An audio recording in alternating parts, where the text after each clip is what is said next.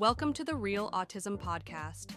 Real as in relevant, effective, actionable living strategies and solutions for a better quality of life. Join your host, Alicia Gaucher Page, for some real conversations. Sponsored by J. Cole Autism Coaching. Good afternoon, good morning, good day to everyone. This is your host, Alicia Gaucher Page, for the Real Autism Podcast, where we talk about relevant, effective, actionable living strategies and solutions. This is going to be an awesome podcast. It's focusing on another aspect of having a loved one with autism or that's on the spectrum. So I'm happy today to have on the stage Miss Royce Johnson, as well as Miss Sarah Darrensburg and Lauren Darrensburg. How y'all feeling today? Good. Doing all right. Good. Well, welcome to the Real Autism Podcast. I'm looking forward to talking to you guys and getting your perspective on what it's like to be the sibling of someone on the spectrum and how we can help others that may be in the same position that you all have been in. So let's start out with just telling me a little bit about yourself and your relationship with your loved one. Royce, you want to kick us off? Yeah, sure. Well, my name is Royce. I'm 25. And my older brother, his name is Ricky, and he is 27. So we're just about 2 years apart. And he has Asperger's syndrome. So yeah, that's just a little about us. It's just us two, little sister, big bro. And it's been a journey dealing with just being the sibling of somebody that has Asperger's, and I'm really glad that this topic is being brought to light, because I think a lot of times it gets looked over. So yeah, I'm excited to get into this discussion today. Thank you, Royce.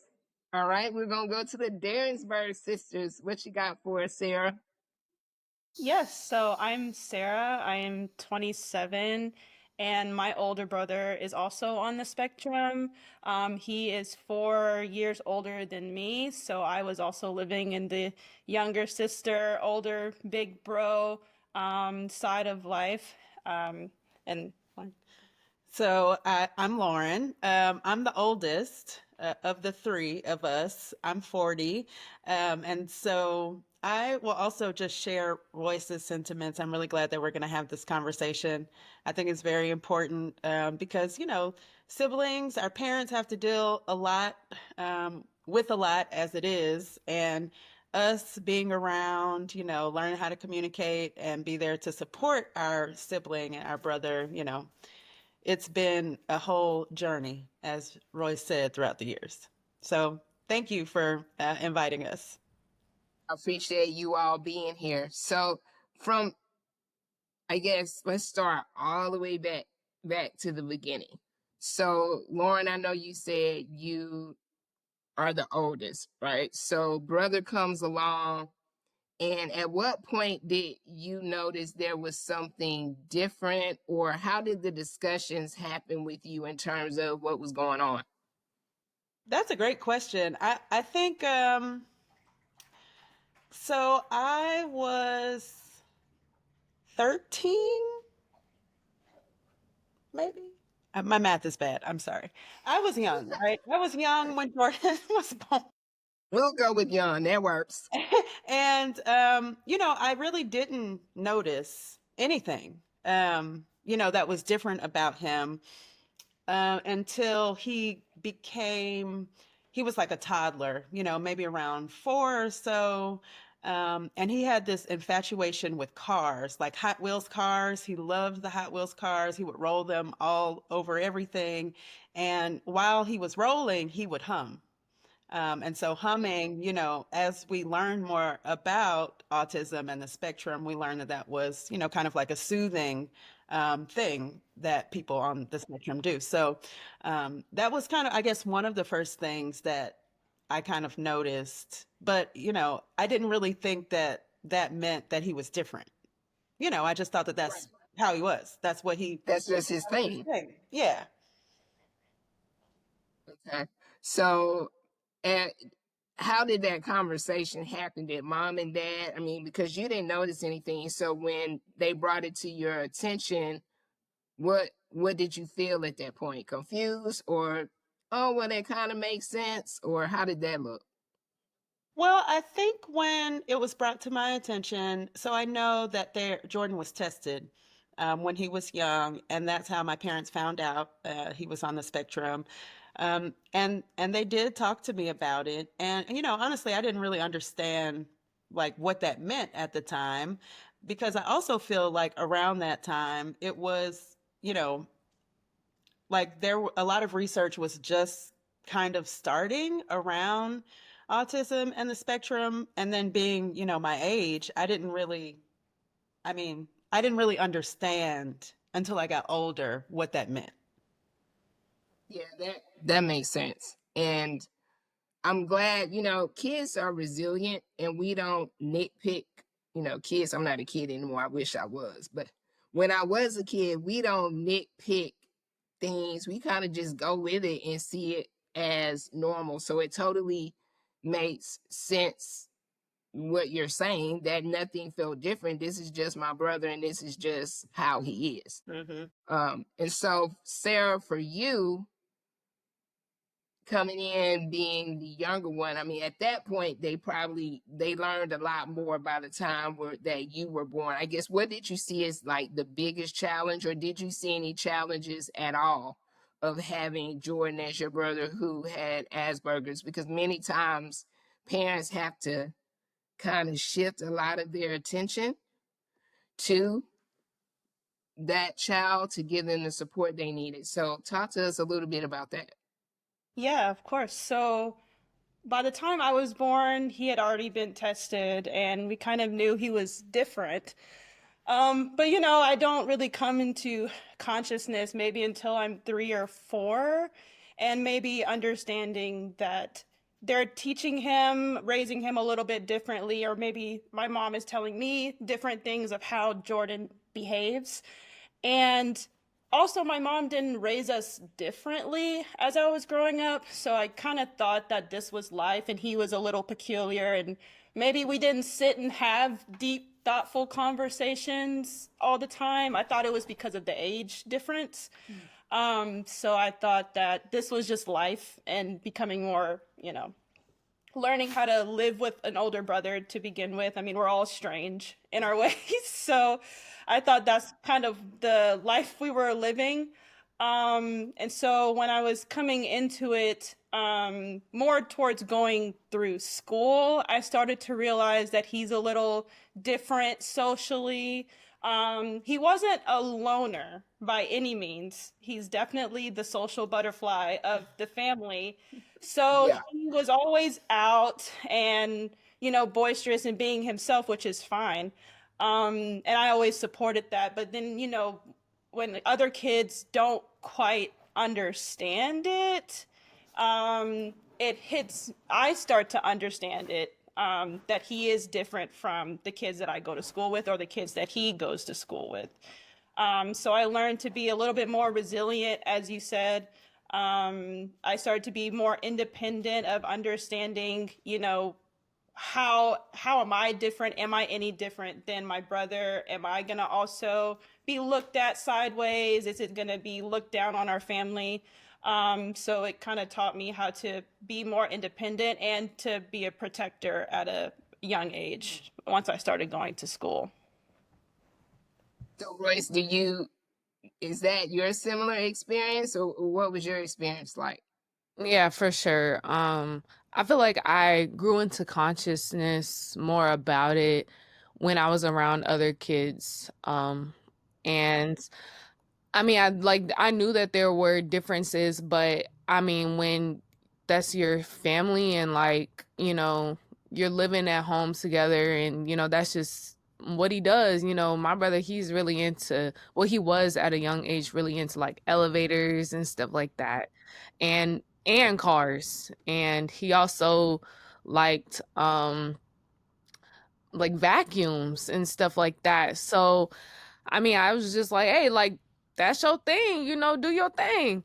And so like it didn't really resonate with me that like some of those things I guess are different until we were in those social situations with like peers and stuff. And because of the age gap, we spent a little bit of elementary together, but then we went to two different middle schools, and then high school we were together again. And so there were times like in elementary school that I remember that like really stuck with me because like I'm still growing and like developing as my own person, and then having to also deal with having a sibling that is has Asperger's and is seemed as a little bit different to people. I felt like it was kind of tough, especially like when you're still trying to get your own footing, and then also wanting to look out for this other person, but not really wanting to, you yourself don't want to be looked at as like different or like, in that way. Which is something that I definitely feel like I grew out of like through my high school years, but just like through those through that time it was kind of difficult, just being like having a sibling that is going through that, and also being associated with that. Did you ever feel, I mean, because I think this is a fair question. You guys are sounding like great sisters that just were able to take the bull by the horns and like handle it. But it had to be some points in time where you felt frustrated and were like, why me? Maybe. Why do I have to deal with this? Like, this is getting in the way of me doing my thing. So, Royce, can you share an experience or think back to a time where you kind of felt that frustration? What did that really feel like? Because I want our listeners to realize that it's totally okay to feel frustrated by the circumstance. That's normal. I think the key is why we have you all here is you can talk about your coping strategy and how you work through it.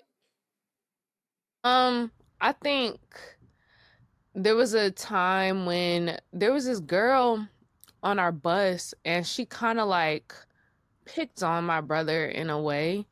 And I was a freshman at the time, and so new to high school, new to just a new beginning. I went to a middle school that was out of district, and so I'm just trying to lay low, be cool. And she's causing this attention, and it was just such like I feel like a defining moment for me because this is my older brother, but I also felt like I needed to step in and be like, hey, like chill out. And that's tough for somebody who's like a freshman and talking to upperclassmen and you don't even really know what's going on yourself and stuff like that. And so I feel like that was a really big moment right there where I felt like as a little sister, I kind of had to become like an older sister in a way, like a protector, to kind of like look after him, tell people when to like back down and stuff like that. And so I feel like that was like a real big moment for me, and that moment really stuck with me. It was hard. It's hard to see like other people, treating your sibling in that way. And so, it was difficult. I had a lot of emotions from that And experience. how did you deal with those emotions that you felt? Did you talk to your parents about Mhm. it? Do you feel like they were open to your emotions? Were they able to shift maybe some of the attention they had for your brother to you to help you work through that? Um, I feel like we share a lot of emotions. Like we're just like kind of like an open book in the household. Like Okay. I know for me, like you can just read emotions on my face. Like I can't like suppress stuff. Like if something's bothering me, I'm speaking on it or you'll see it. So like I was able to communicate that with my family. They were able to my parents, and they talked through it with me, validated my feelings, just made sure that I was okay. Um But a lot of times growing up, I know you were talking about the whole attention thing. A lot of times the attention was on my brother. A lot of it was. And I guess I didn't realize that as much until I got older. And I think, like, looking back, I kind of wish that there was a little bit more attention on me instead of like, she's good. Like, she got it. You know, she's doing her own thing. Like, she's okay. Like, let's put this focus on him. Um, I don't think that I really like noticed that until I got older, and kind of, I still see that today in a way. And so that's kind of like been addressed as I've gotten older and more aware of it. Just, communicating like I need attention too. So yeah. That's fair. Sarah and Lauren, like, what are your thoughts around that? Can you resonate with what, and I know you guys come from different perspectives, I would think, but there are probably some similarities too. You got the older sibling, the younger sibling, but kind of what were you feeling? And is there a story you can share around how having a sibling on the spectrum was a challenge for you and it kind of brought up these emotions? Talk to us about that. Yeah, so I resonate a lot with what Royce said, that with comes, having a sibling on the spectrum. A lot of the attention from my parents were on him, and I was the one that I think if I stayed in one place, we can kind of see how better or farther he could become or how they're doing with him. I was the one, she got it, Sarah's good. She's getting good grades. She's doing well in school, socially. We don't have to worry about her. We have to make sure that our brother is not in trouble with his actions. A point where I think that it kind of dawned on me of what my role should be was when I think I was in first grade, and he was in fifth grade. And so I think we were only in the same school for 2 years, for the age gap. So I think there was one time we're eating breakfast in the cafeteria, and we're not really sitting together, but we're just both there in the cafeteria. And it's time for the Pledge of Allegiance. So what they do is they hold the kids in the cafeteria, and you don't have time to go back to your classroom.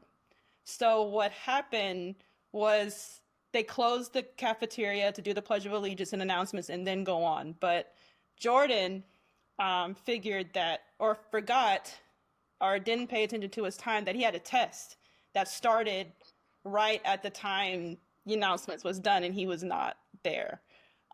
So he's going up to the teacher trying to leave, not understanding that he can't leave the cafeteria, and I'm watching it happen. So I'm having to go over there and try to calm him down to not get in trouble with the teacher that's trying to tell him that he can't leave, because he's getting riled up. He was more focused on making sure that he was going to be at the test on time, but it was causing kind of a ruckus in the cafeteria. And I had to go and protect him and tell him it's okay. They're not going, your teacher is going to understand. If something happens, then, we'll get mom involved.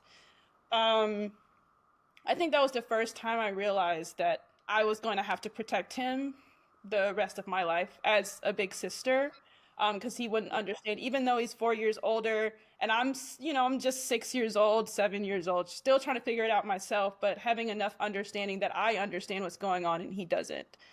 It wasn't until a couple years later when I realized that it was pretty constant, and the attention was on him, and that's when I was starting to break down a little bit, like, is this going to be my whole life?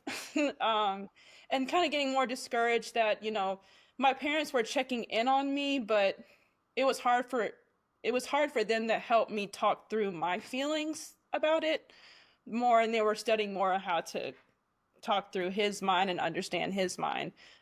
So that was kind of hard to go through. I mean, and our parents did the best they could with both of us. So, Yeah, and so definitely want to say this is not a podcast to demonstrate yeah.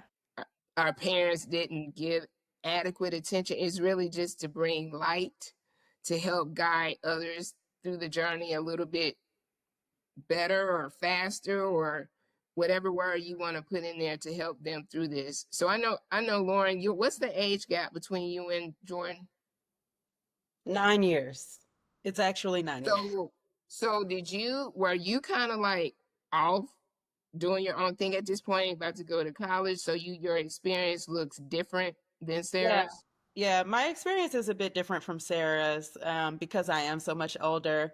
And but it's interesting though, similar to Royce, I really didn't realize how much time my parents were dedicating to Jordan until like I was older and I reflected on like in high school, like activities and stuff that I was engaged in, you know, like my parents weren't there because they had Jordan and Sarah at that time. So, you know, I will say that,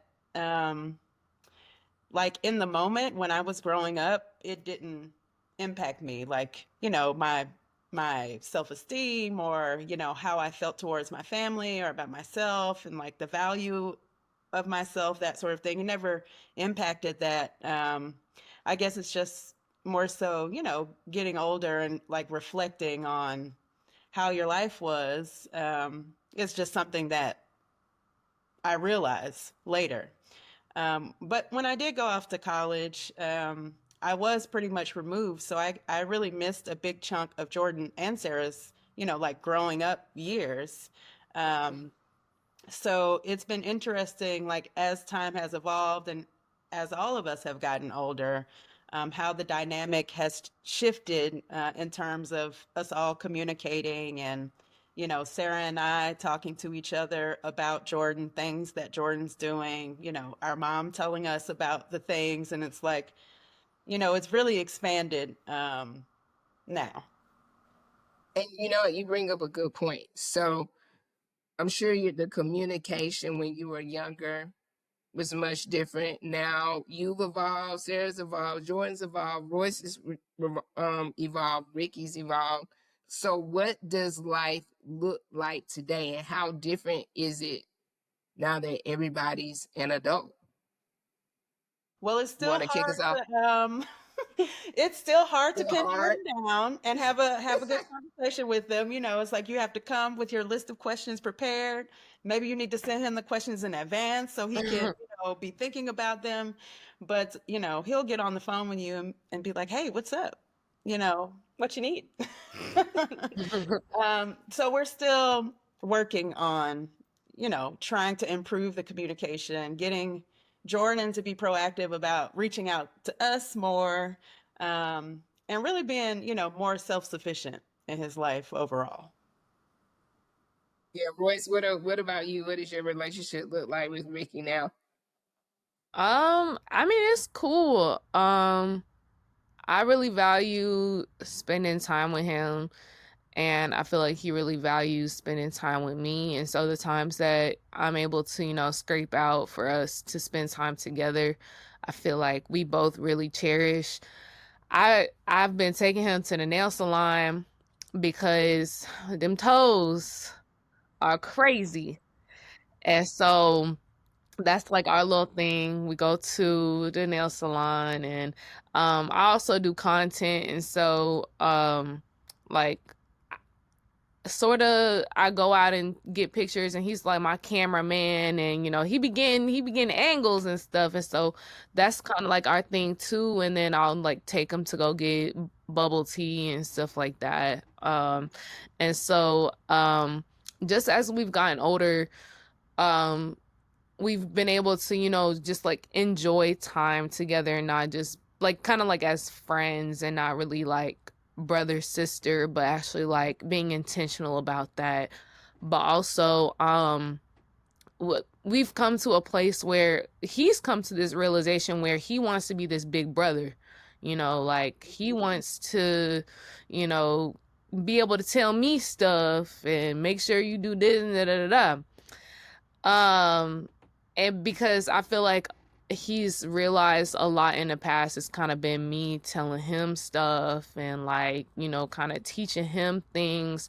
And he's at this place where he wants to be, you know, like, he's like, almost 2 years older than you. I'm an adult, you know, like, I'm the big brother. I should be telling you stuff. And so, we're kind of like at that point right now, with like, you know, I've just let him, okay, like, you want to do say your little thing, okay. But I really do want to get him to a place now where he is just like more independent and growing into that adult that I know he can be, just with like some extra help and pushing. But I think a lot of times I put a lot of that weight on myself, because I know that my parents, you know, they're still busy. You know, my grandpa, he moved in with us a couple years ago, and so like a lot of attention is going towards him